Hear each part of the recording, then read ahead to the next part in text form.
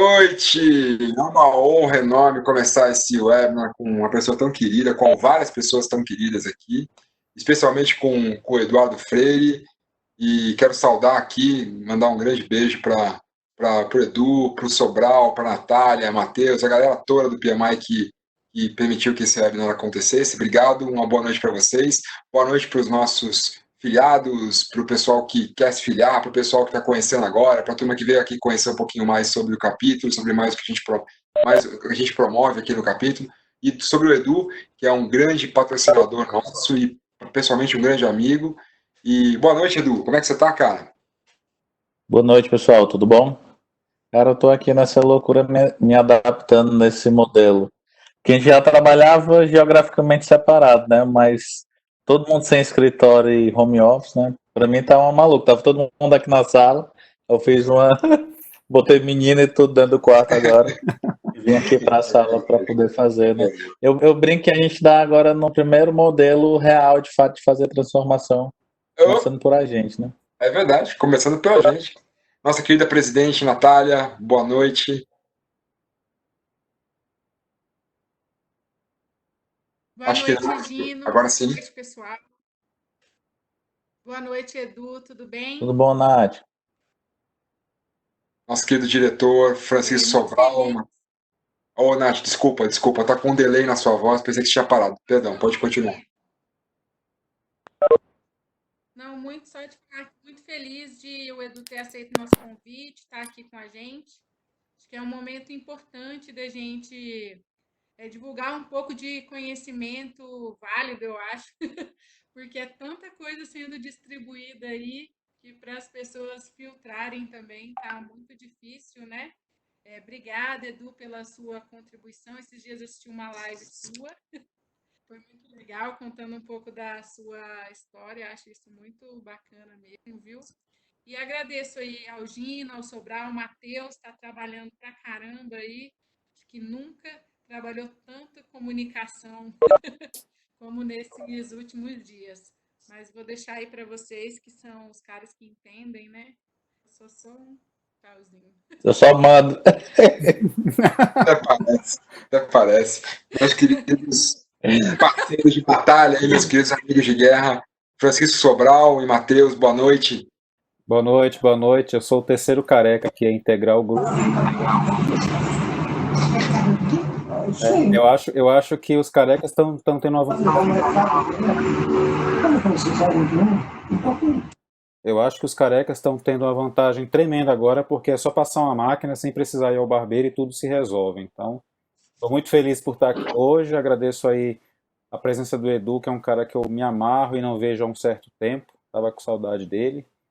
E agradeço também ao PMI, né, por mais essa oportunidade de trazer para a gente questões tão legais, né, assuntos tão importantes para agregar aí na nossa vida, na nossa profissão, no nosso dia a dia. Boa noite, pessoal, a todos. Querido Matheus Rocha. Boa noite, Gino. Boa noite, pessoal. Eu agradeço aí a participação de todo mundo, a disponibilidade de estar com a gente neste horário. E eu espero mesmo, em nome de todo o PMI aqui da diretoria, que vocês gostem do conteúdo. E se tiverem sugestões de mais conteúdo, pode procurar a gente nas redes sociais, mandar sugestões, tanto de tema quanto de palestrante, para o e-mail do PMIDF, né? Então, comunicacão@pmidf.org, né? Tem o contato@pmidf.org também. Então, assim, eu espero que vocês aproveitem bastante e, precisando, estou à disposição.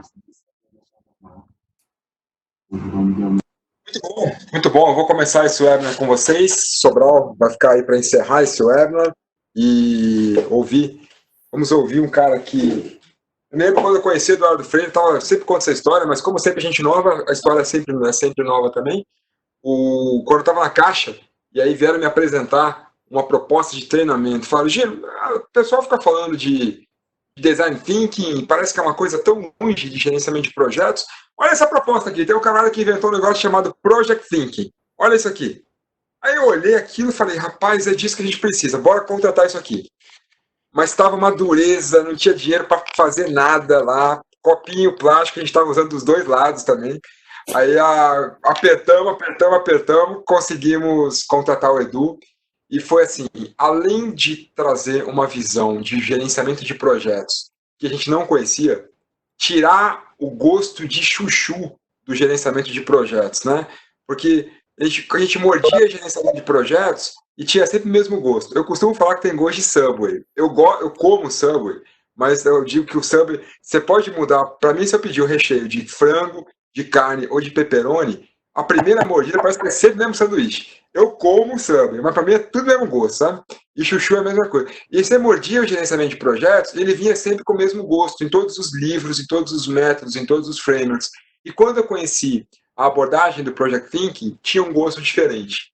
E a partir daí, muita gente que antes torcia o nariz para o gerenciamento de projetos, começou a abrir os olhos para ele, porque ele vinha com uma pegada de design, e no final a gente achava que era outra coisa, e o que o Edu mostrou é que não tem uma coisa ou outra coisa. No final, se no final do dia, como ele tanto fala, se a gente conseguir trazer resultado, se a gente conseguir mostrar que isso fez diferença, ótimo. Senão a gente tem que voltar algumas casas no tabuleiro para começar o jogo um pouquinho mais para trás.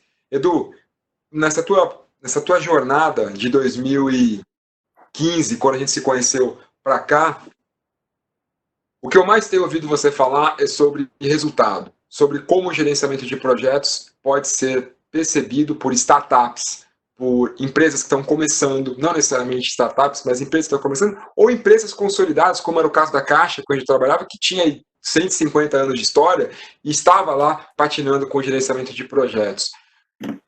Você talvez tenha sido um dos primeiros que eu vi trabalhar a gestão de projetos num contexto de startup, com uma pegada de startup. E antes mesmo da gente falar de ágil, ou enquanto a gente falava de ágil, sem saber muito bem o que era, você já trazia uma visão de design para o gerenciamento de projetos. Explica um pouquinho para a gente, por favor, conta um pouquinho dessa história, e isso parece que agora culminou em uma iniciativa chamada Project Labs, que você apresentou rapidamente para a gente, e nós gostaríamos de conhecer um pouco mais sobre ela e sobre essa história da Framework, a sua história. Conta um pouco, encanta a gente aí com essa história bacana. Obrigado por estar aqui, cara. Show, Gino. Mas depois eu te pago aí a cerveja que tu tem falado tudo isso daí. Eu vou tirar aqui o meu vídeo só pra gente ganhar aqui performance, né? E aí, de novo, agradecendo todo mundo, né? De fato, a gente tem carinho, eu acho que não só pelo PMI DF, né? Mas pelas pessoas que fazem o PMI DF e tal. São todos voluntários e associados e tal. Eu costumo sempre tirar uma onda com a Nath, né? Esse negócio de você focar muito nas pessoas e ser walk the talk, né? Depois que a gente começou a patrocinar o PMI DF, nunca mais a gente fechou o negócio no DF, né? Mas enfim, faz parte, né? Faz parte do... Se a gente não estiver muito conectado no propósito da gente, E aí, o que foi que eu trouxe, o que foi que eu resolvi trazer para vocês, né? Eu não sei se vocês estão conseguindo ver já a minha tela. Ainda não, mas vai habilitar. Vai habilitar agora. Agora sim. Eu vou tentar compartilhar. Tá conseguindo, gente, ou não? Sim, estou vendo sua tela.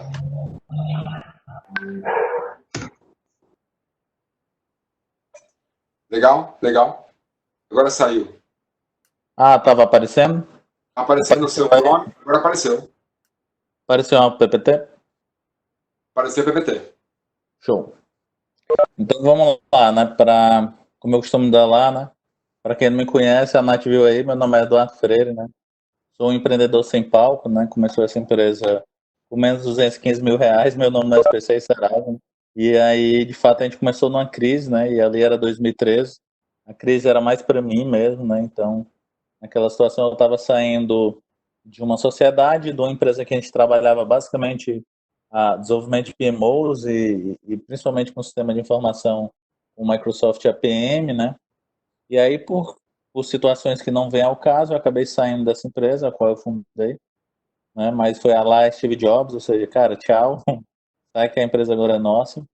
E aí a gente resolveu se reinventar nesse modelo aqui, mas nunca deixando de olhar, né? Eu sempre brinco com os clientes da gente, com alunos ou com pessoas que eu converso. O meu olhar sempre era projetos, mas assim, não era um projeto olhando simplesmente uma perspectiva. E aí eu resolvi, aí, como a gente tem essa conexão verdadeira com o PMIDF, eu resolvi fazer esse webinar, né, que é muito um conteúdo que, na verdade, é o que a gente faz. Nada tem de teoria aqui, mas tem teoria pra caramba por trás, né? Então eu vou bater um papo aqui, vamos. E aí depois se vocês tiverem algumas perguntas, a gente vai batendo. Mas eu vou falar literalmente como é que surgiu essas histórias, né? E a gente começando um pouco sobre essa questão de transformação, né? Hoje a gente vê muito, tem até um meme que está saindo que dizendo que o coronavírus foi o real motivador de fazer transformação. A gente que vem fazendo isso e ajudando as pessoas e as organizações a gerar de fato resultado, a gente viu que isso, na verdade, ainda não transformou, né? Eu minimamente digitalizei. Então, talvez muito de nós, né, estejamos passando por uma jornada de digitalização. A gente não está pensando o que a gente fala de first digitals, né? Que esse é o mindset é digital, entendeu? A gente ainda não está isso e a gente tem se provocado isso na framework, né? Como é que a gente tem entendido esse modelo de transformação digital, né? De fato, para a gente é uma mudança cultural, né, que a empresa tem que submeter, e aí não apenas pensar como o próprio Gênio colocou, né, nessa questão do ágil, na própria abordagem do Project Think, ou por exemplo no Self Design Think, mas sim como produto ou um conjunto de processos, né, e pode ser isso, por mais que eu fale muito F, processo, né, mas enfim, como é que uma cultura pode seguir e ser melhorada constantemente? Para isso, esse é o entendimento da gente de inovação, né?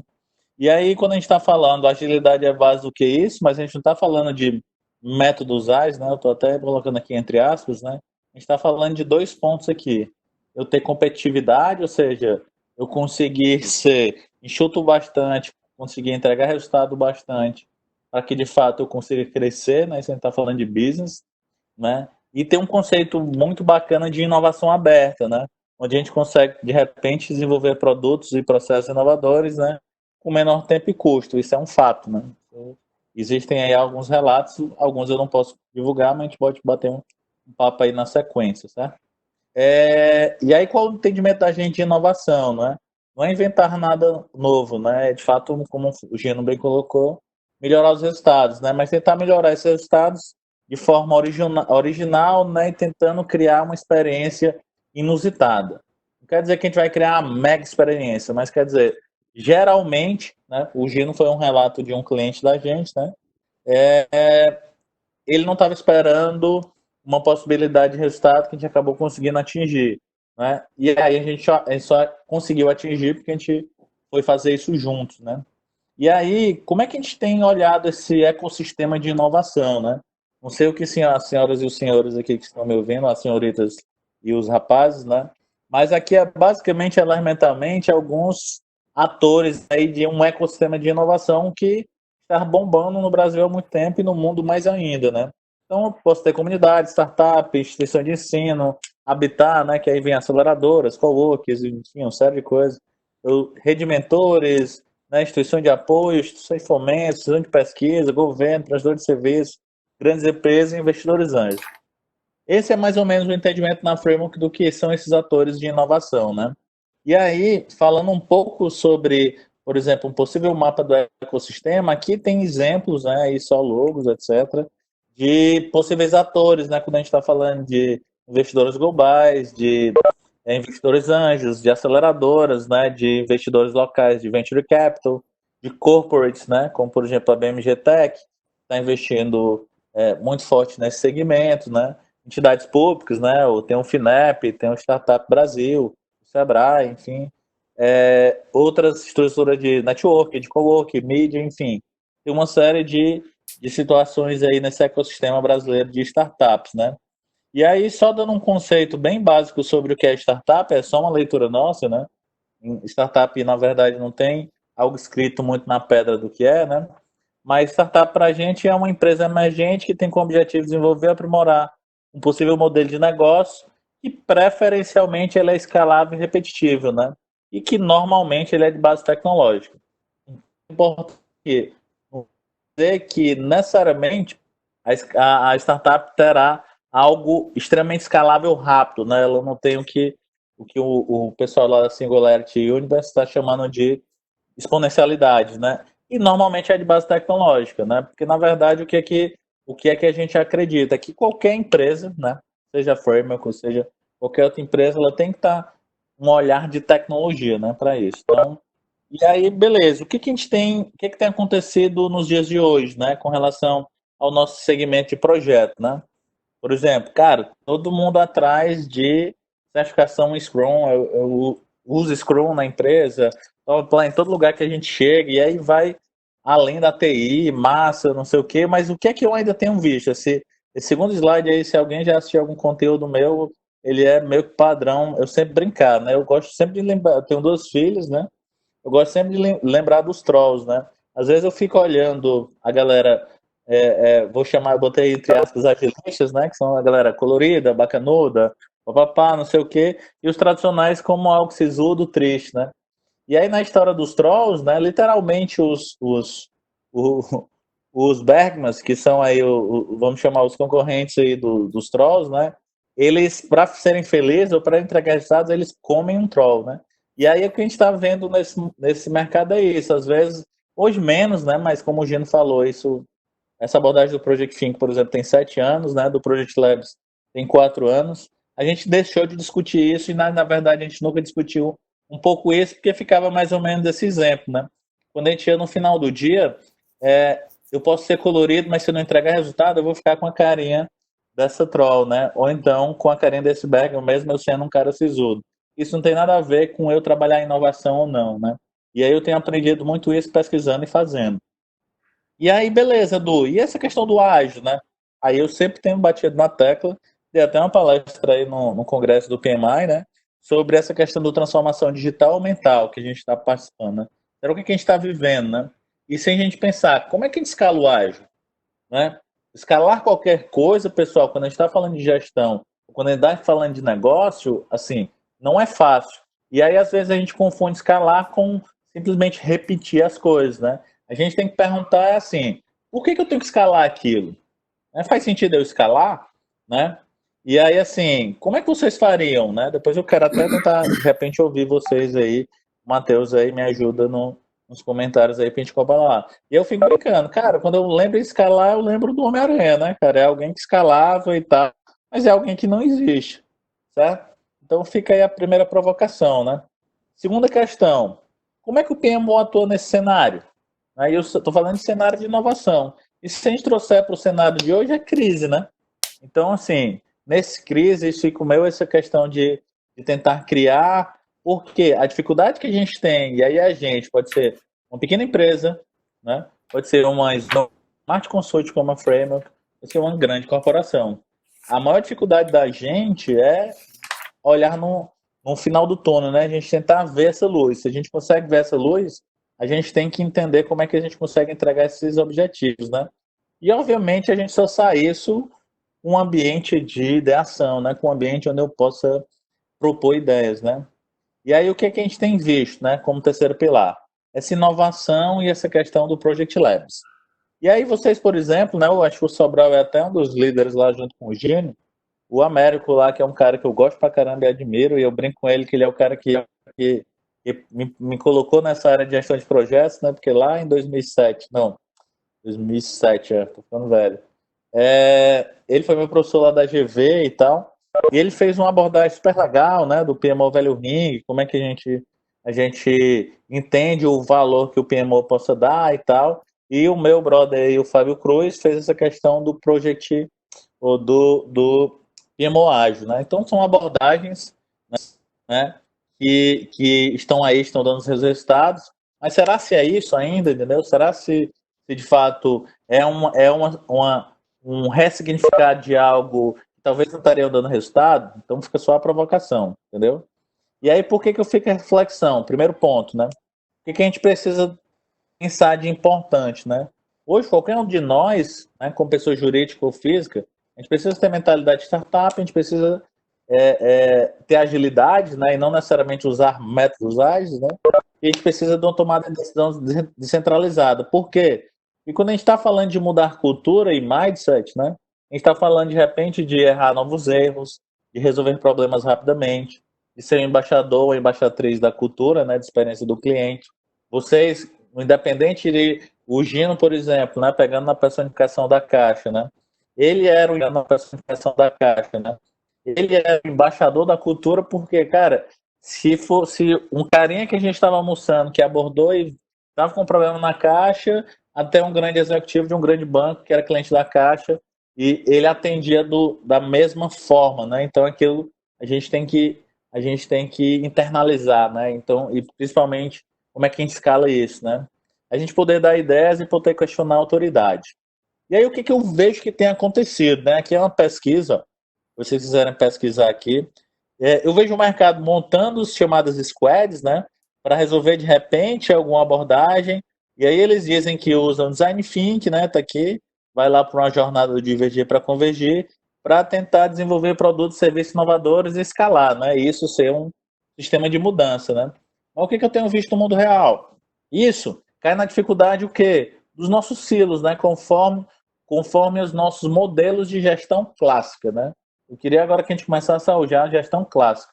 E não existe negócio de tradicional e tal. É mais uma invenção que talvez nós todos, né? Estou me colocando também, acabamos nos criando. Então, quando a gente chega na organização, e aí talvez tenha uma frase que todo mundo já deve ter ouvido falar do Peter Drucker, né? Que ele diz que a estratégia, a cultura como a estratégia no café da manhã. Por quê? Porque ninguém alinhou com os russos, né? Como é que a gente tem que fazer? E o que a gente tem visto, né? É que, piorando um pouco ainda, a gente começa a usar estruturas de fazer gestão visual, né? Então, tome canvas para todo mundo e no final do dia, aqueles canvas estão virando talvez peça de ficção científica. Ou Kanban, por exemplo, tem empresa que a gente chegou para fazer assessment num mês sobre um determinado desafio de inovação, passava 2, 3 meses, o Kanban não mexeu nem os post-its, né? Continuava aqueles mesmos post-its lá no Kanban do time, né? E aí começou as famosas sessões de inovação. Vamos fazer uma sessão de design thinking, né? E aí eu faço uma alusão muito à sessão que parece uma coisa de espírita, isso, só uma coisa, né? Com todo respeito, até porque eu sou espírita.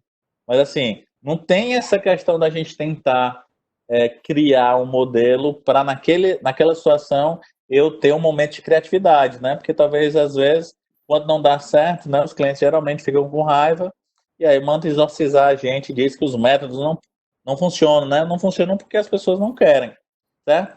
E aí tem uma frase que eu intitulo a minha, né? Nem tudo que reluz é canvas, ou seja, nem tudo que é inovação é botar post-it na parede, né? E uma possível alternativa que a gente tem visto, né? E aí com base até nessa pesquisa, é tentar criar esses hacks, né? Ou essas pessoas que vão hackear o sistema, né? E tentar ir literalmente por partes, tentar fazer essa transformação. E para cada jornada existe uma personalização, né? E aí a professora Rita fala, né, uma pesquisa aí de 10 anos atrás, né, e quem investe em inovação tem aumento de 5% no lucro líquido por ano, né, segundo a pesquisa dela. O que a gente entendeu na Framework, né? É que a gente precisa customizar um cliente, né? Cada cliente uma solução diferente. Isso é meio que um mantra. E isso é ruim para quem quer escalar, mas é excelente para quem quer dar resultado. Certo? Eu não estou dizendo que escalar não dá resultado, mas o que a gente está vendo é que, por exemplo, nesse cenário de hoje, existem N startups, que eu não vou falar só por questões de ética, busquem aí, que são unicórnios, que receberam não sei quantos milhões de dólares, etc., e foram os primeiros a demitir. Por exemplo, a gente, por mais que seja bem menor, obviamente, a gente conseguiu segurar time, né? Porque a gente conseguiu fazer essa customização. Uma das aspirações que a gente teve, né, obviamente, o Lego. Então, o conceito do Project Labs é como é que a gente monta esses Legos. Eu vou mostrar, de fato, conceitualmente, um caso prático para vocês, né? Primeira questão, né? Quem quiser anotar aí. Primeira coisa que a gente tem que fazer quando a gente vai fazer uma jornada de transformação: compreender e planejar. E aí tem tudo a ver a questão da empatia, né? Não sei o quanto está claro aí a imagem, né? Mas eu vejo duas crianças aqui, ó, uma branquinha e outra negra, né? Elas, de fato, no final do dia, elas não se avaliam se uma é de uma cor, se uma é de outra, se ela é mais rica ou mais pobre. A gente está falando de empatizar de verdade, né? Uma segunda jornada, a gente aprender fazendo. Então, é igual o que um cliente meu falou, que talvez a gente, na verdade, ele perdeu uma definição do que a Framework fazia, né? Aí ele disse, cara, eles ensinam as empresas a fazer inovação, né? Mas ensina não quer dizer que a gente só faça workshop. Só para vocês terem uma ideia, nos últimos 2 anos, workshops representam menos de 20% do faturamento da gente, né? E aí a gente vai para essa questão, o que é de fato um Project Labs, né, Edu? Fala esse negócio aí, né?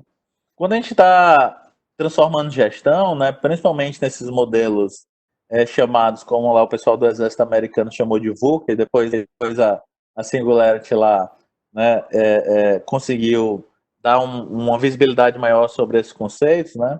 A gente precisa focar numa gestão, né, de forma mais ágil, objetiva e pragmática, focada em resultados, né? Além de possibilidades de conexão com o ecossistema de startups, com centro de pesquisa ou boutique de desenvolvimento de tecnologia.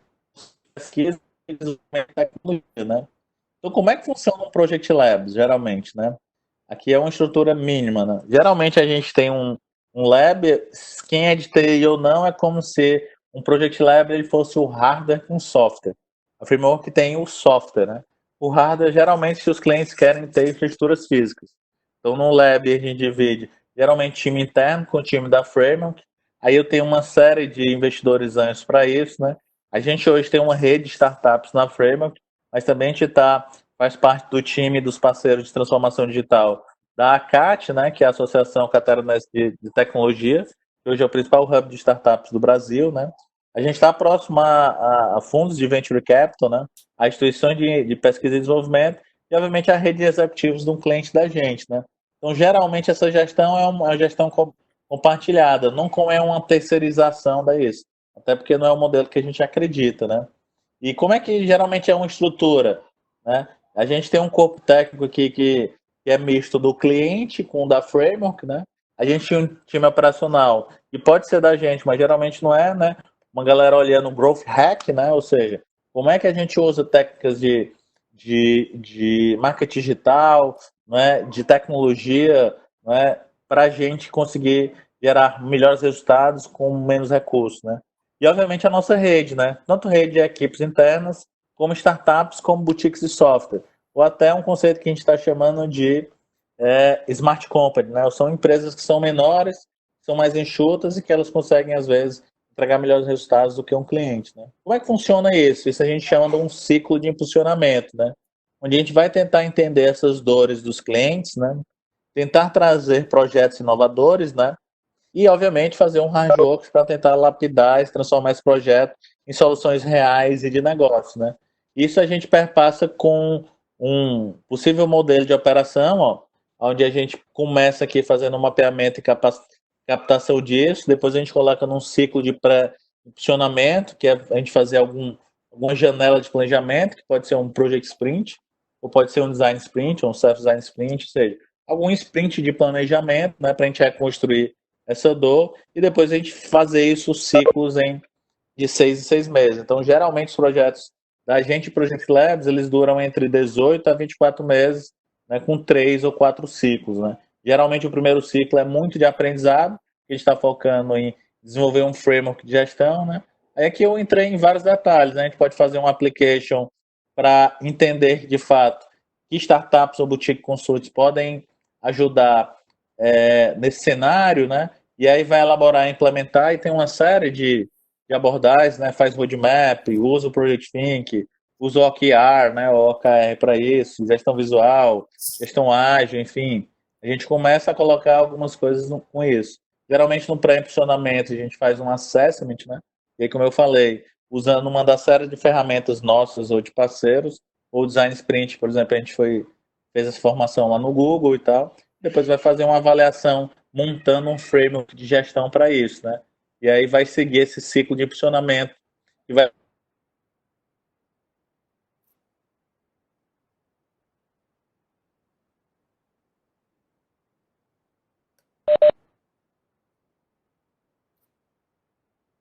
Pessoal, eu acho que o Edu. depender do número de projetos versus a equipe que a gente tem. De capacitações desses ciclos, porque o que a gente entende é que quando a gente pega um choque, pessoal, de transformação, pegando. Alô? Alô? Vocês estão me ouvindo ou parou? Oi, Edu, deu uma ligeira parada, mas acabou de Alô? voltar. Alô? Vocês estão me ouvindo ou parou? Alô, Edu? Ah, show. Fechou. Pois eu vou só retomar isso daqui. Tô vendo, tô vendo. Beleza. Oi, Sobral. Parou, mas voltou? Voltou, agora voltou. Fechou. Depois eu vou continuar aqui, vou só retomar aqui. Fechou. Então, vamos lá. Uma organização tem um desafio de repente, melhorar a performance numa jornada de digital, né? De experiência física do cliente. Então, de um lado, a gente estrutura esse modelo, né? E coloca esse framework para rodar, para testar, né? Em paralelo a isso, a gente vai conectando possíveis startups para resolver os N problemas que a gente mapeou, né? E aí, de uma terceira frente, a gente obviamente aproveita, que é o que eu estava falando quando falhou, né? Quando a gente dá esse choque de cultura de startup versus cultura de grandes corporações, né, há uma sinergia, né, um ecossistema, ou seja, as startups aprendem como tem que operar, sei lá, modelos de governança, né, modelos de gestão, inclusive, e as grandes corporações têm que operar modelos de governança, né, modelos de gestão, inclusive, de poder dar ideias, enfim, uma série de questões que eu já elenquei no começo aqui da minha fala. E aí a gente tem um output direto, que é um framework de gestão, ou seja, cara, como é que as empresas podem fazer e transformar seus projetos em resultados, né? E aí podem fazer projetos que de fato podem levar a uma transformação.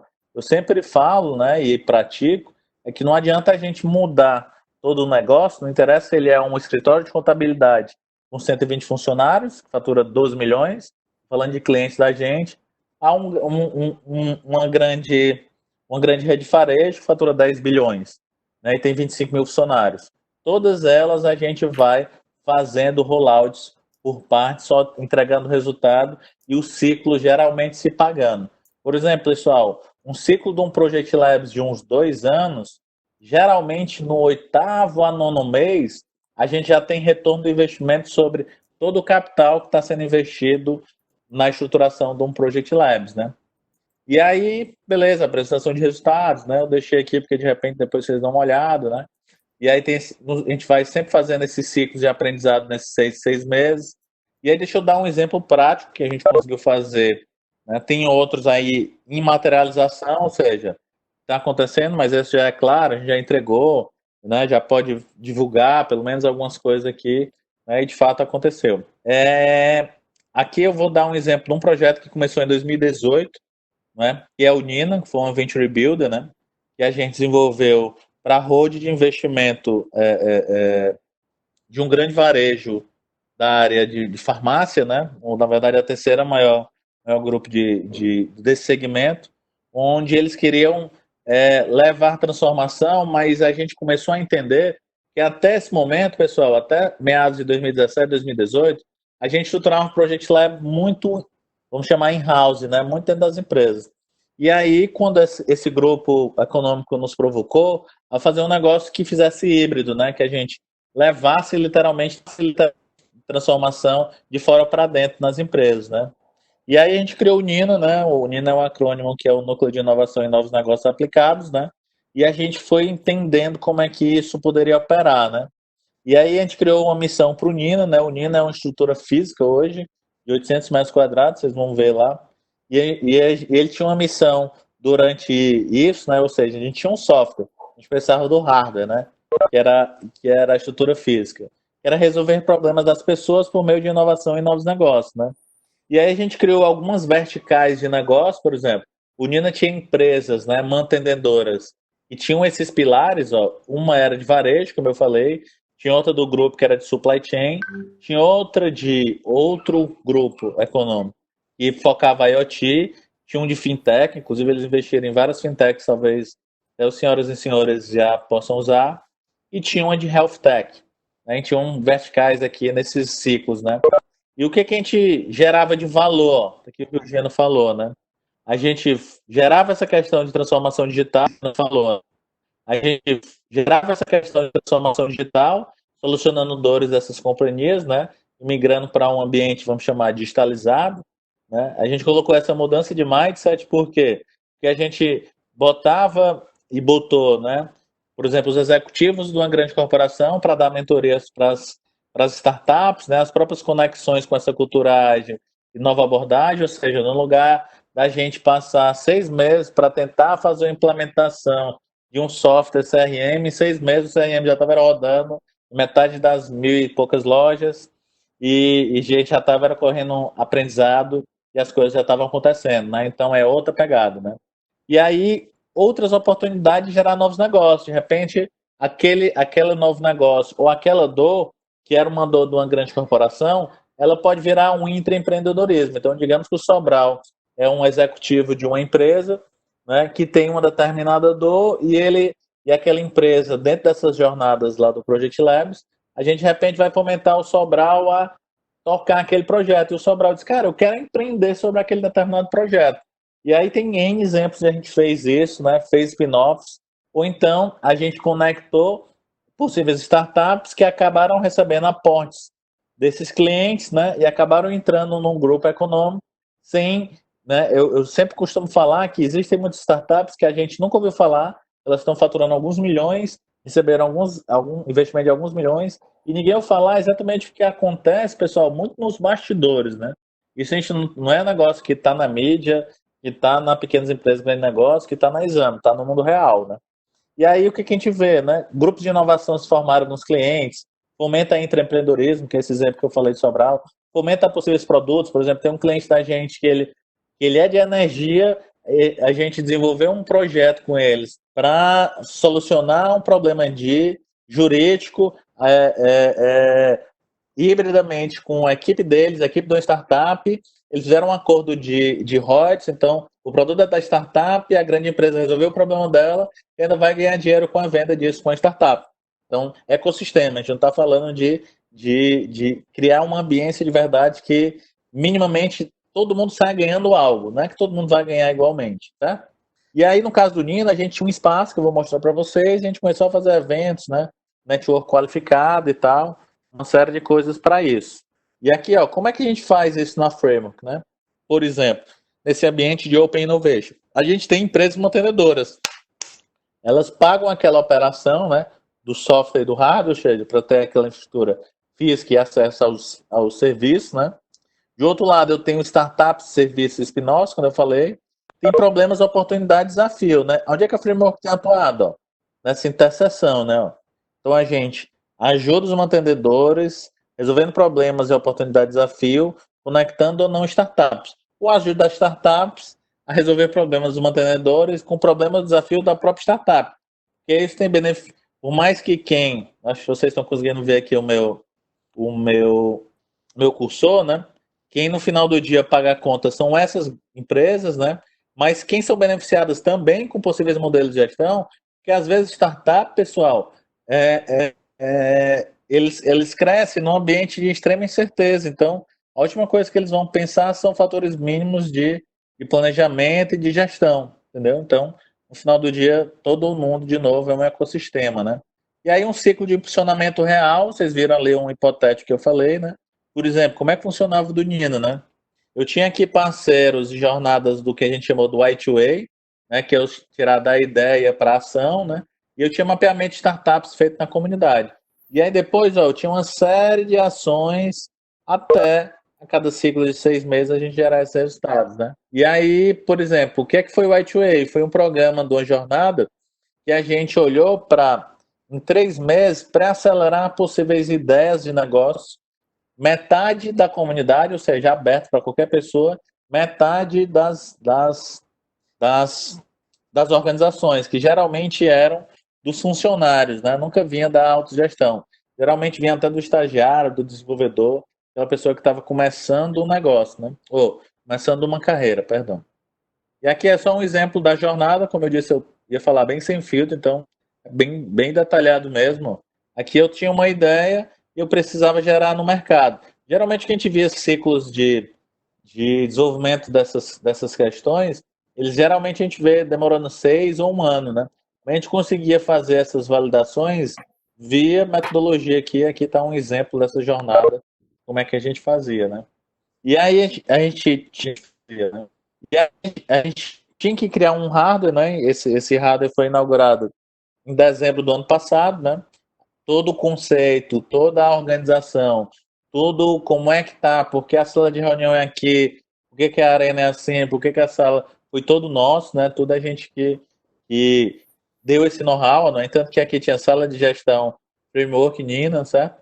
E aqui, ó, é o espaço lá que foi inaugurado, né? Já foi inaugurado em dezembro, que são os espaços, botei só os espaços de projeto, porque eu não recebi autorização formal para mostrar os espaços das fotos, né? Mas quem quiser depois entra lá nina.ventures, né? Com 2N, que vocês vão olhar. Então, isso tudo se materializou lá. A gente fez eventos e talks, ó. Fez o Ninivest aqui, por exemplo. Então, o André Vidal, não sei se vocês conhecem, né? O meu sócio lá na Golfincas, aqui o Leandrão. Então, a gente fazia talks com empreendedores, etc. Formando comunidade aqui, todo tem um grupo de investidores, um grupo de empreendedores.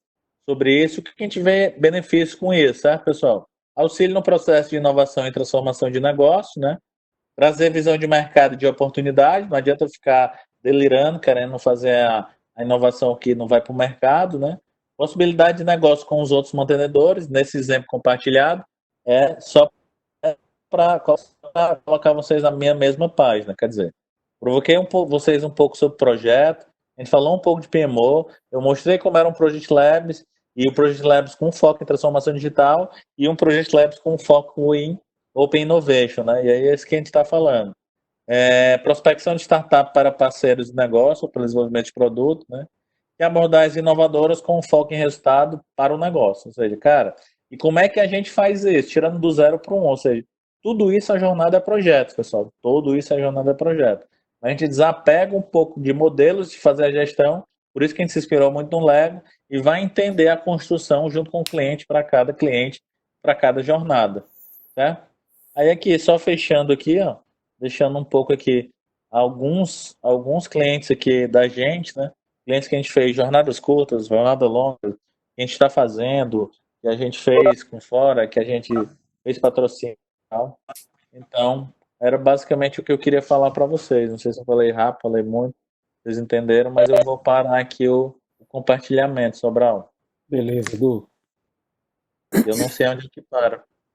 Cada que para. Conseguiu parar, né? Parei, meu irmão. Beleza, beleza. Edu, cara, belíssimo exemplo. Muito obrigado por compartilhar, pela generosidade de trazer essas ideias, essas inovações para a gente. Eu já tinha colocado aqui no nosso grupo que o pessoal poderia já se adiantar e começar a colocar suas perguntas, né, para a gente poder explorar um pouco o Edu no bom sentido, é lógico, né, tirar dúvidas com ele, ver como é que a aplicação disso acontece. Se você tiver uma dúvida mais minuciosa, uma dúvida mais geral, aproveita o momento que o Edu está aqui com a gente, então você pode inserir ali a sua dúvida no chat e a gente, com prazer, passa aqui para a gente poder continuar a discussão. Então, olha só, eu vou dar uma provocada aqui no início, mas eu espero que vocês aproveitem bem o momento e comecem a colocar aí as perguntas de vocês, beleza? Edu, eu costumo dizer que no final das contas o que faz a coisa acontecer é gente, né? E gente, a gente sabe, não é fácil, né? Gente não é mole. Então, assim, nos exemplos de jornada que você apresentou aí, os passos que tinham que ser dados, né? Algumas coisas me chamaram bastante atenção, né? De termos aí que, por exemplo, você usou. Exemplo, não alinha com os russos. Opa, defeito que gente tem. Canvas para todo lado. Canvas para todo lado a gente sabe que não garante, como você mesmo fala, o pagamento dos boletos lá no final do mês. Não vai ser isso que vai acontecer, né? Inovação não é colocar post-it na parede, né? Vamos escalar, né? Porque eu acho que isso daqui é escalável, a gente está pronto para isso. No final das contas, a gente percebe que se a coisa não for bem combinada com o que está envolvido ali, cara, nada disso acontece. Por isso que eu sempre volto ao mesmo ponto. No final, é gente. Só que o teu modelo, a gente percebe, é um modelo assim de aceleração diferente. Ele assim, de tudo que eu conhecia até hoje sobre aceleração, muita coisa aí dentro desse processo me chamou a atenção. Principalmente a promoção ali de integração de várias cabeças, de várias mentes, vão começar ali a desenhar a solução que a coisa precisa. Mas, de novo, tem gente envolvida. Na tua experiência, quando você começou a rodar isso, aí vai minha pergunta, né? a tua experiência, assim, Tá. cara, inicialmente, né, quando você começou a rodar os primeiros labs, né, começou a envolver os primeiros grupos, você percebia que tinha, assim, a resistência, a galera que participava era resistente, você precisou promover algum desencapetamento para a galera se desapegar de um monte de coisa, começar de verdade a vestir aquela camisa e fazer o resultado aparecer? Como é que foi esse processo no início? Ou a galera já veio pronta? Ou seja, quem aderiu já veio imbuído de resultado que precisava Não, aparecer. o que aconteceu, Sobral, eu vou fazer uma jornada aqui quase, né? No começo mesmo, no começo quando a gente já começou a apressar esse modelo, teve muita conexão, né? Então, assim, não que fosse todo mundo, mas a gente tinha uma ambiência mínima ali, né? Pessoas engajadas querendo fazer. O que é que a gente fazia para dar, vamos chamar, condições mínimas, né? É um termo que eu estou pesquisando, mas eu ouvi alguém falar sobre isso, né? E um cliente meu definiu como Vegas, né? Disse assim, cara, aqui nós combinamos aqui o que tudo que a gente combinar fica entre a gente, para o quê? Para dar um termo que eu estou ouvindo falar muito, chama segurança psicológica, né? Ou seja, naquela ambiência, né? Naquela microambiência, Sobral, a gente conseguia dar essa segurança psicológica para de repente o Sobral experimentar, entendeu? Para de repente o Sobral experimentar. Isso foi o começo. Durante a gente rodando os vários, né? Aqui aconteceu uma queda, né? Então, uma queda que eu estou dizendo de performance, né? As pessoas queriam, né? Depois lá para os outros, nossos clientes e tal, falando da jornada da gente fazendo. As pessoas naturalmente elas caem, né? Ou caem por quê? Porque aquilo já outras experiências elas já viveram e diz, cara, eu já vi isso, pô, não aguento esses post-its, ou Lego, tô fora, entendeu? Então a gente passou por uma segunda fase desses Project Labs. Aí entenda o seguinte, não era fase num cliente, fase do modelo, certo? Que era um modelo de resistência, onde todo mundo era resistência. E aí o que é que acontecia? Nesse primeiro a gente teve muito aprendizado. E concorda que era mente livres, né? Até a história, mentes livres inovam. Como o ambiente era muito propício para isso, a gente testou muita coisa. Quando as pessoas começaram a ter resistência para o modelo, né, os nossos clientes e tal, a gente já tinha muita coisa testada, né, e validada, entendeu? Então, o que foi que a gente usou para as pessoas, né? Todas as pessoas vão ter resistência até que você mostre uma oportunidade, né? Ô Sobral, tu tá vendo que o cara tem essa oportunidade, fez isso, olha aqui o que uma empresa parecida com esse teu ambiente fez um pouco aquilo, né? E aí foi que a gente começou a aprender, né? Geralmente os ciclos eram bem curtos, Sobral. E, por exemplo, quando eu falei de 18 a 24 meses, né, do processo de transformação, é que assim, ó, nos 6 primeiros meses, hoje, os novos clientes, é um processo totalmente sem filtro, ou seja, literalmente a gente está aprendendo, mas já está vendo o resultado, né? Porque a gente não mapeou. Daqui nos 6 primeiros meses eu preciso dar o próximo resultado. Mas a gente tem meio que um acordo para dizer, cara, aqui é o momento mais sem filtro porque a gente está se conhecendo, inclusive no modelo para as pessoas, né? Mas o que é que isso tem, voltando já para o mundo real agora, 2019, né, com os últimos projetos, agora a gente teve muito projeto que deu stop porque esse modelo, né, do corona e tal, e a gente está colocando. Mas, por exemplo, em 2019, o último Project Labs que a gente começou foi num grande cliente da área de energia, né? Na verdade, ele é o maior produtor de energia do mundo, né? Um cliente chinês. E aí o feedback que eu tive na primeira materialização que a gente juntou e todo mundo colocou, e eu olhei para o CTO lá, que era o patrocinador, né? P&D, geralmente é P&D com TI, com RH, certo? Ele disse, pô, cara, agora eu consegui materializar, massa, vocês me ganharam, mas agora eu preciso o seguinte, eu preciso transformar essa materialização, quero possível solução para ele, em resultado, né? Aqui é que eu vou ver separar os homens das crianças, né?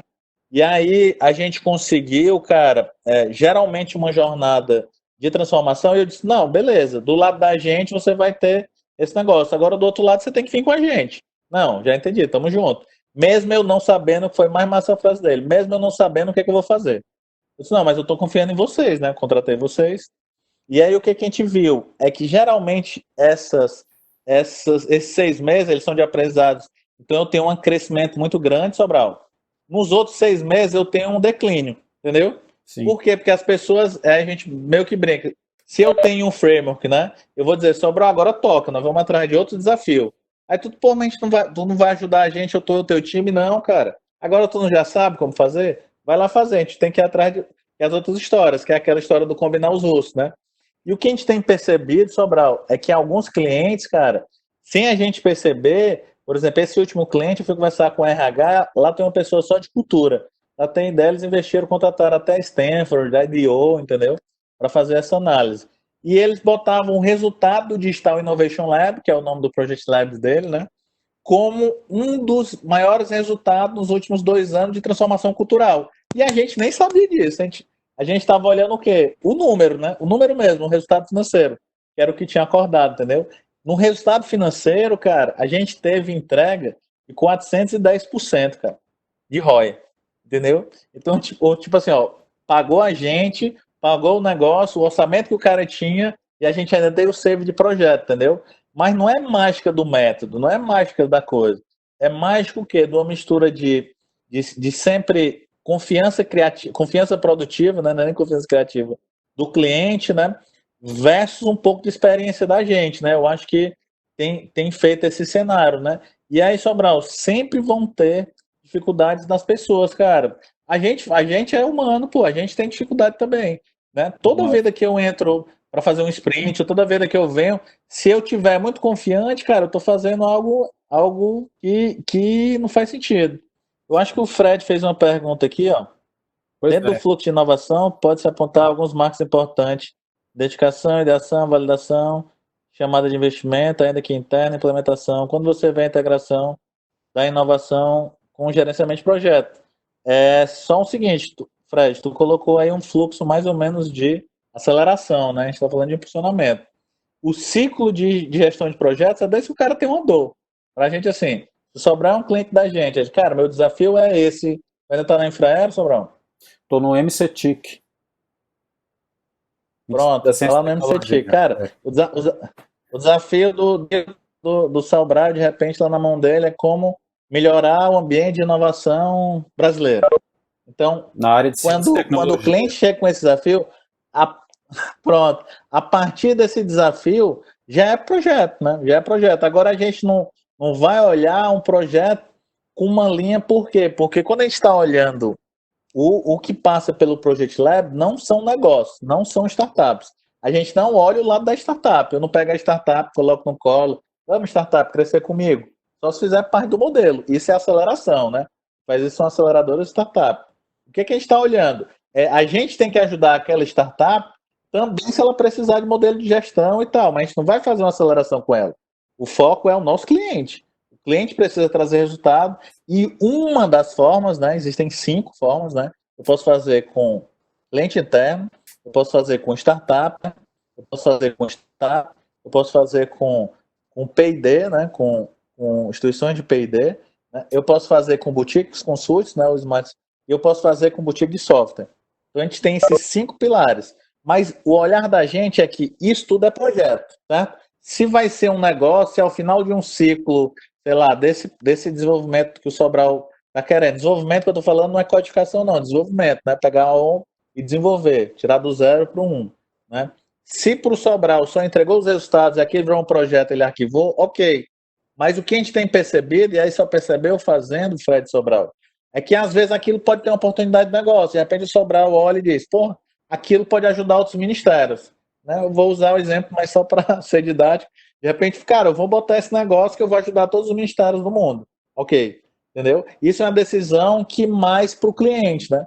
E a gente vai ajudar ele, toda a jornada é uma jornada de projetos.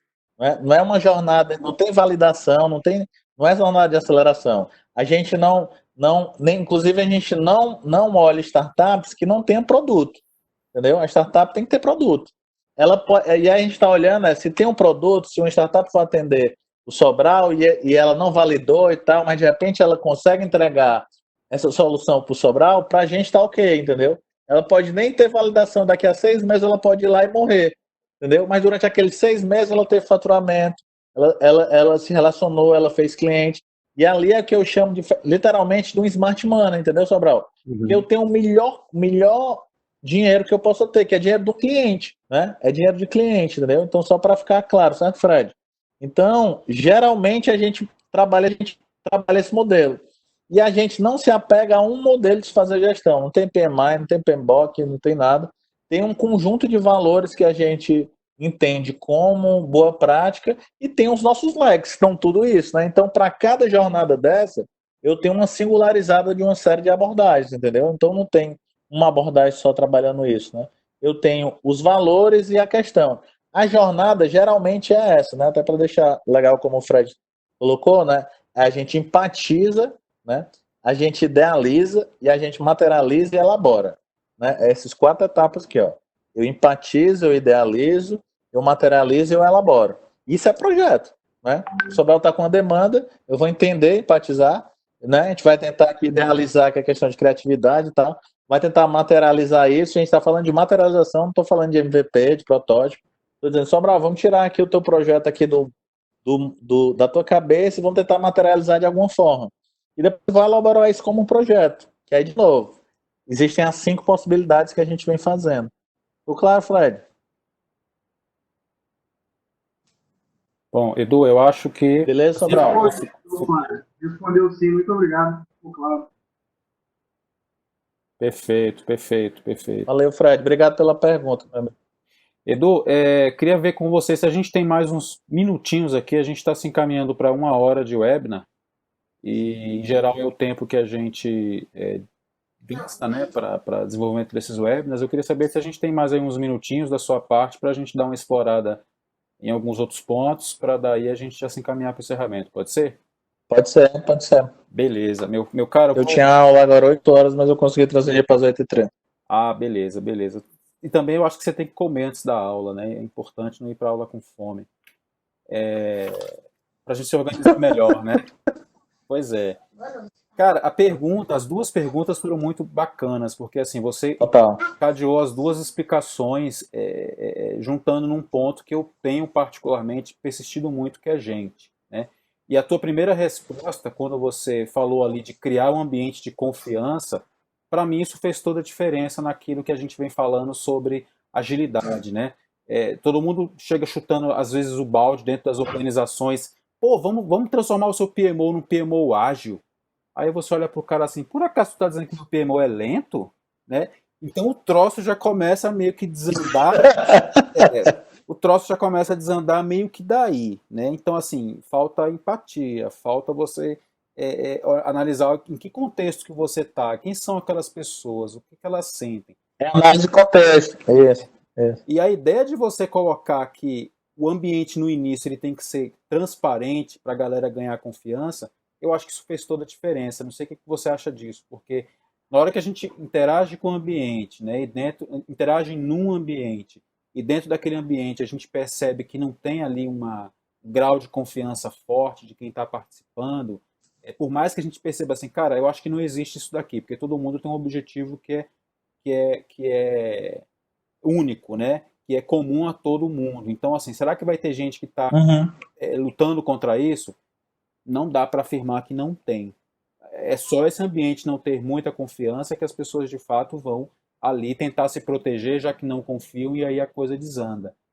Você acha que isso rola mesmo? Na prática é dessa forma? Ou é só uma ideia bonita, romântica, que a gente de repente tem que trabalhar de certa maneira aí para colocar para frente as coisas rolarem? Ou você fecha nisso daí? Isso tem a ver? Cara, eu acho que tem tudo a ver, assim, porque se a gente. E aí é muito uma relação. De novo, ó, talvez nunca antes na história desse mundo, né? Com esse ambiente que a gente está, pessoal, com muito maluco e tal, se a gente não tiver a base de confiança mesmo, né? A base de tentar empatizar, e para me empatizar de verdade, eu preciso abrir meu coração, né? Não estou sendo romântico, mas eu preciso, cara, tá aqui, eu como pessoa, e estou aqui para tentar te entregar algum valor, né? E aí, o que é que essa pessoa tem que tentar descobrir?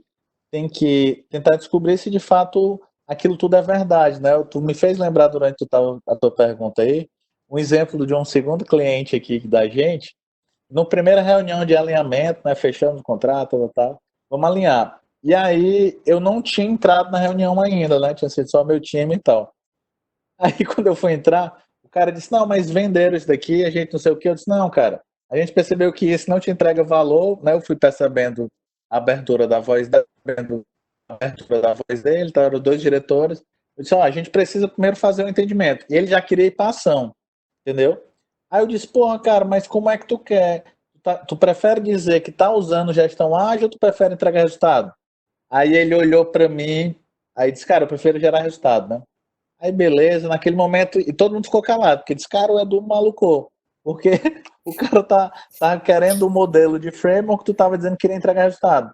Aí depois ele veio, bateu nas minhas costas, né? Terminou a reunião, ele disse, cara, aí me chamou de um nome aí que eu não vou dizer, então vocês vão me tirar aqui da live, e disse, cara, eu não sei se o que tu vai fazer, né, vai dar certo, mas bicho, só de você ter falado daquilo, ou tu é muito bom ou tu mente muito, né? Aí eu, caraca, então assim, do outro lado da gente, né? Saímos dali daquela reunião na sala do lado, e galera, ó, entendemos agora que a gente se expôs, né? A gente ter se exposto, né? Foi bom e foi ruim, ou seja, cara, o cara criou uma nova expectativa e a gente precisa entregar esses resultados. Então, por exemplo, quando a gente foi para a ação, no lugar de fazer um entendimento, ele gostou, mas depois ele disse, pô, a gente podia ter entendido mais. Eu disse, então, por isso que eu queria entender. Aí eu ganhei do outro lado, porque assim, quando a gente foi para a ação, Sobral, eu mostrei para ele, ó, tá aqui os resultados que a gente pode gerar. Ele, opa, conseguiram materializar. Ele, mas a gente podia ter gerado melhor. Tu lembra que eu queria entender o contexto antes da gente começar, né? É o que eu sempre falo quando às vezes a gente está puramente numa transformação ágil, porque às vezes as pessoas querem transformação ágil e tal, né? Querem ver os Kanbans e as histórias e as construções de produto. Eu digo, cara, desaprega do modelo. Cara, qual é o modelo? Esse modelo que a gente está usando é o modelo Sobral. Entendeu? Ah, mas vai fazer dele. Não, não chama dele, não, chama outra coisa. E aí eu boto as pessoas para uma sistemática de trabalho.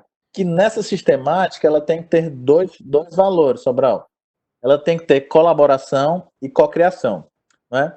E aí, às vezes, quando a gente está em cliente, aí, sei lá, tem o Matheus, acabou de tirar um certificado do Scrum Master e diz, cara, mas assim, uma dele faz em pé, assado. Eu disse, não, cara, eu não disse que aqui é ágil, não.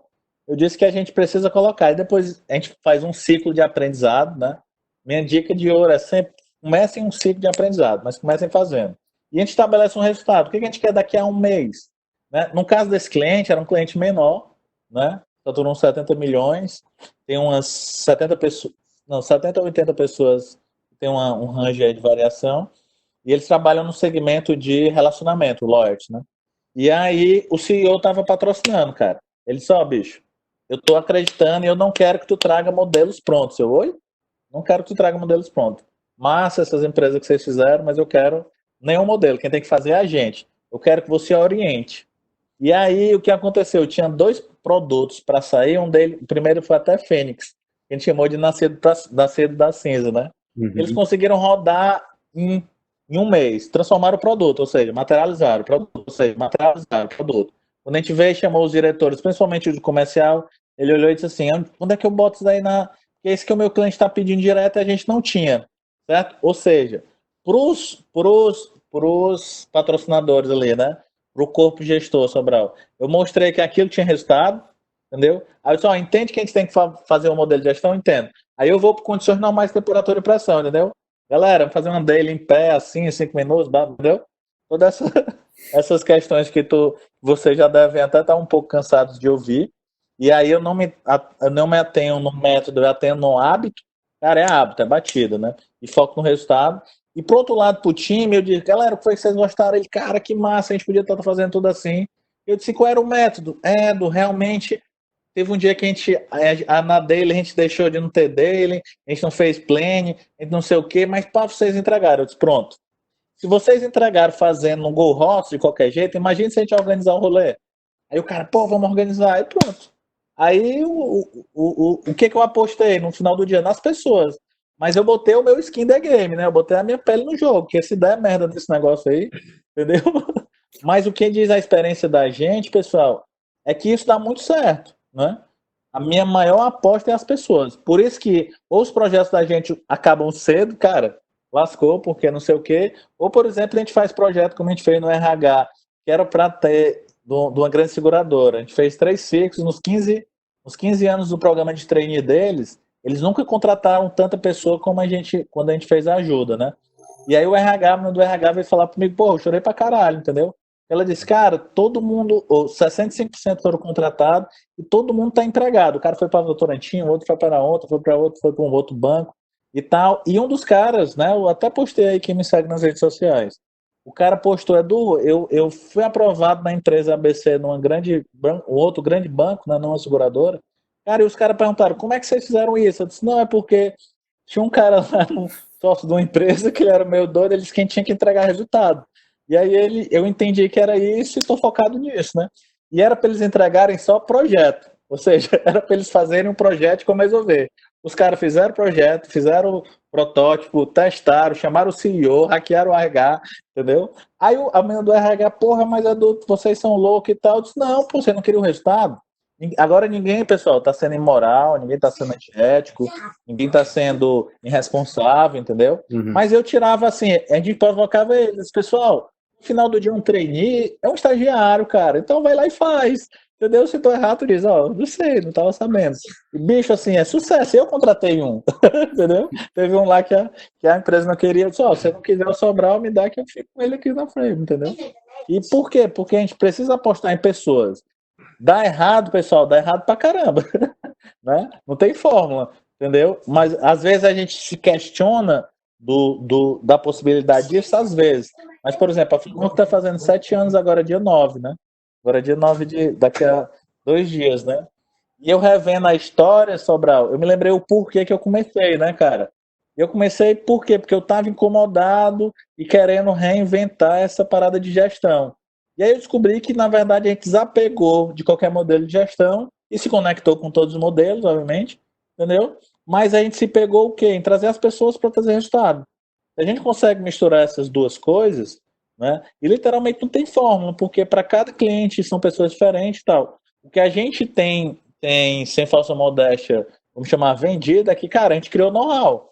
Ou seja, cara, a gente tem casca grossa de estar fazendo, né? E aí, obviamente, pesquisando pra caramba, né? Sobre modelos, por exemplo, eu mesmo estou fazendo Stanford lá, o programa de inovação e empreendedorismo, então você não tem como fazer isso. Deixa eu te dar só um exemplo agora. A gente ia começar a crescer time agora em março, né? Aí cliente deram stop, cancelaram e tal, não sei o quê, e eu tive que fazer um negócio muito chato, né? Eu tive que tirar alguns benefícios do meu time e tirar a remuneração variável porque eu expus para eles. Galera, ó, vocês já sabiam qual era o cenário, né? A gente estava num cenário de desaceleração no final do ano, estava começando a acelerar no começo do ano, era normal para a gente, entendeu? Uhum. Em março ali começava a acelerar, então eu preciso tomar essas decisões e compreendo fielmente quem não achar sentido e tal. Eu não estou dizendo que a gente não vai pagar, estou dizendo que eu vou suspender isso. Cara, beleza, a gente tem 11 pessoas, né? Mas, cara, todo mundo me respondeu, tamo junto. E a galera parece que tá mais engajada. Mas qual foi o valor, Sobral? Eu só falei a verdade, macho. Entendeu? Eu não tava mentindo para as pessoas, não tinha um cenário, todo mundo tava por dentro. Mas por quê? Cara, toda sexta-feira de manhã a gente tem reunião de equipe, não interessa onde a gente esteja, não interessa, entendeu? E os OKRs 15 em 15 dias, 15 em 15 dias. Então, assim, walk the talk, cara. A gente vem fazendo. E é difícil, pessoal. Pra gente que está liderando, é mega difícil, cara, porque é mais a gente abrir que está como líder do que o Sobral que de repente é meu liderado, entendeu? Sim. O Sobral ele tem que abrir, né? Basicamente como um liderado. Ele meio que abre um pouco do mão das coisas dele. Mas eu, como líder, quando o Sobral vê que eu tô abrindo também, eles, porra, que negócio, vamos junto esse negócio. Né? E é isso que a gente tem levado os nossos clientes para. É fácil? Não. Né? É o que eu sempre estou falando. Ó. Vai ser difícil, vai doer, vai dar pau, mas no final talvez vocês gostem, entendeu? Com certeza, cara. Bicho, desconfio para não dizer que tenho certeza que essa é a fórmula. Gerar confiança entre as pessoas, isso é a fórmula para o mundo, né? Para o mundo migrar de um patamar a outro, para a gente resolver uma porção de problemas. Você citou PMO lá no início, Eu não sei se o teu áudio está bloqueado, Edu. Eu estou vendo você fazer um gesto. Eu não sei se eu te interrompi, mas eu te interrompi porque o delay me fez entender que você já tinha terminado. Você Ah, não, não tô continuou? falando, não tô falando. Tá não? Então, beleza. Não, Beleza. Então, eu estava dizendo que... já tinha terminado, já tinha terminado. Tá, joia. Eu estava dizendo que você lá no início falou de PMO e tudo mais. Cara, baita exemplo para a atuação dos PMOs, eu acho que esse contexto aí traz, né? PMO tem muito isso, né? PMO cria o modelo, se baseia em guias, se baseia num monte de coisa, né? Cria a própria metodologia, aí chega o PMO para todo mundo da organização e fala assim, olha, siga esta metodologia aqui. Aí às vezes algum cara ou outro fala assim, cara, isso não me ajuda, porque você está Goela abaixo, né? você tá pedindo coisa que eu ainda nem sei se eu vou fazer dessa forma ou daquela forma. Então, assim, take it easy, dá um tempo aí. Então, isso é um exemplo para gente que lida nesse meio, né? Eu tô cedido agora ao Ministério da Ciência e Tecnologia, como falei, É, e lá no MCTIC também estou trabalhando em PMO, né? No PMO corporativo de lá, junto com a Margarete, inclusive. Então, assim, baita exemplo para a gente poder ter massa, mandar um atenção. abraço pra ela. Mando sim. Baita exemplo para a gente poder lembrar de ter atenção nas pessoas que estão requerendo aquilo que a gente precisa. Você citou o Value Ring do Américo. O pressuposto do Value Ring é pergunte o que a pessoa precisa. Né? O pressuposto básico dele é esse. Você tem que ir lá e alinhar se aqueles serviços que você diz que são maravilhosos são realmente os serviços que É, as pessoas o Américo, quando criou esse modelo, né? O Américo, quando criou esse modelo, eu brinquei com ele que ele me chamou para validar, antes ele ia até publicar, que eu tenho uma admiração e uma amizade muito boa com ele. E aí eu brinquei com ele e disse, Américo, eu posso te dizer sinceramente, só, e eu vou dizer isso para todo mundo. Ele disse que, cara, é um produto fantástico na hora errada.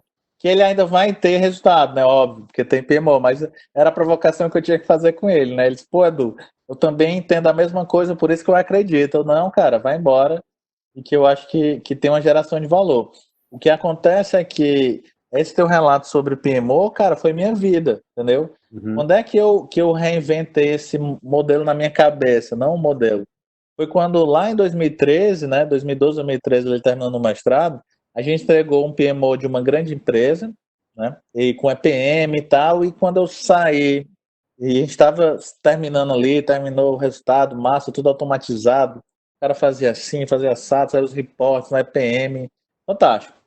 Aí eu fiz uma pergunta, aquela pergunta idiota que você pensa alto, né? Sei lá, por dizer que era você, e você era um meio, eu disse, Sobral, cara, no final do dia, cara, vai sair projeto esse negócio, entendeu? E tipo assim, toda a gente que criou, entendeu? Eu com o meu time na época, né, da outra empresa. No começo da Frame, né? Aí o cara olhou, porra, Edu, como assim, cara? É fantástico, pô, você que criou. Eu disse, então, cara, eu tô numa crise existencial, não sei se... Ainda bem que tu já pagou, já tá ok. Mas foi essa questão, e aí não tem nada a ver com a persona do PMO, com se o PMO é arte, tem nada a ver com isso, né? Tem muito a ver com o porquê que ele foi criado, né? O que aquilo fez sentido. Foi aquilo que eu falei na minha narração, né? Em algum momento a gente entendeu dessa abordagem, desse framework do Project Labs, né? Com base na abordagem do Project Think, é que mais do que a gente está nas corporações, né? Porque a gente fazia isso muito in-house, né? Cara, vamos aqui criar um microecossistema. E se a gente olhou, pessoal, a gente tem que criar um ecossistema assim. Eu brinco que eu sou filho do PMI, né? Filho do PMI por quê? Porque assim, o PMI, para mim, ele tem um maior valor que é a questão de conexões e comunidade, entendeu? Já tive, né? Já fui diretor assim como Sobral, capítulo, já promovi congressos brasileiros, né? Patrocinei, palestrei, papapá. E assim, eu gosto muito desse cerne, né? Todo mundo me pergunta há muito tempo o que é o PMI, agora nessa reinvenção do próprio PMI, eu digo, cara, é o melhor ponto de fazer network da minha carreira, entendeu? É onde eu faço mais network, né? E é onde mais ajuda a entender, a conectar pessoas, né? Então, assim, obviamente, tinha as ferramentas que as pessoas, né, e tem o PMBOK Guide aí, mas ninguém esqueceu do guide, né? Todo mundo olhou aquilo e escreveu na pedra, né? Então, por exemplo, às vezes a galera me vê entregando um cronograma para a galera, entregando um modelo, fazendo um documento que pareça ser um termo de abertura, cara, mas tu utiliza projetos tradicionais? Eu disse, cara, eu utilizo projetos que geram resultado, entendeu? Se é tradicional ou não, eu já não me apego a isso, não. Se é É isso aí, faz todo sentido. tradicional ou não, eu já não me apego a isso, não. Faz todo sentido. Meu caro, te agradeço imensamente pelo teu tempo, pela tua Fechou? generosidade em ter disponibilizado isso aqui pra gente. Agradeço o pessoal que ficou conosco até agora, aos que também já precisaram ir, né? Peço que vocês aí continuem ligados nos canais do PMIDF. O PMIDF sempre tem tentado trazer nessas semanas aí que se passam assuntos legais, assuntos importantes, e vários têm passado por aqui como esse de hoje. Eu tenho costumado dizer que o lema da Natália é webinar neles. Então a gente tem às vezes 2 webinars por semana e são temas bastante interessantes. Então vou te passar a palavra para você dar aí as suas considerações finais e aí a gente se encaminha para o nosso encerramento, beleza? Fechou. Queria de novo agradecer, né, e tal. Acho que espero ter contribuído, né, como eu falei. Aqui eu me preocupei mais em passar o mundo real para vocês do que um método e tal. Tudo, obviamente, existe por trás, tem conteúdo, tem outras coisas, mas eu acho que aqui nem é o cenário, nem é o momento para, né? Agradecer pra caramba. Quem quiser, a gente tá com um e-book sobre trabalho em ambientes remotos, né? Então olhando o que a gente está falando de home office, last office, né? Então quem tiver aqui depois quiser baixar no meu perfil da Framework, né? Framework.oficial e Eduardo Freire lá no Instagram, tem lá o link lá, vocês baixam um e-book, é um e-book bem bacana, que a gente fez com base nas nossas práticas, né? De repente pode ajudar vocês nesses ambientes aí, com dicas práticas de como vocês trabalharem em ambientes remotos. Obrigado, Sobral, obrigado, Nath, Matheus, Fred, Rogério, Beatriz, Jorge, Lília, Carmen, Wanda e Armando. Obrigadão. Fique com Deus aí, tudo de bom. Edu, obrigado. Tamo junto. Um Fica com abração. Deus. Espero que te veja em breve. Tava com saudade de você. Eu vi ali que no meu favoritos tem um OKR para amanhã que eu tô aqui vendo se eu consigo. Então tomara que eu consiga, que aí a gente vai se aproximar de novo aí falando de coisas boas. É isso mesmo, né? Workshop de OKRs, eu acho que Valeu, meu irmão. para amanhã. É, Beleza, meu irmão. Muitíssimo obrigado, pessoal. Mais uma vez, tá obrigado. fechando amanhã. Beleza. Mais uma vez, obrigado aí a todo mundo e continue com a gente, que a gente nos nossos canais tem divulgado aí os papos que a gente tem tido aí nas semanas, beleza? A galera faz live de música sertaneja, aqui a gente faz live para falar de gestão, para falar de gente, para falar de um monte de outras coisas. E amanhã o workshop de OKR começa com na hora da live de sertanejo aí da Marília Mendonça. Aí teve um aluno aqui de Goiás, já mandou, disse, cara, se tu não aparecer na primeira hora, eu vou te devolver a tua inscrição, tu não faz parte disso. Tá vendo? Então, vai por aí. Valeu. Mas, abração, fica com Deus, muito obrigado, tá? E obrigado a todos, pessoal. Um abraço. Valeu, tchau.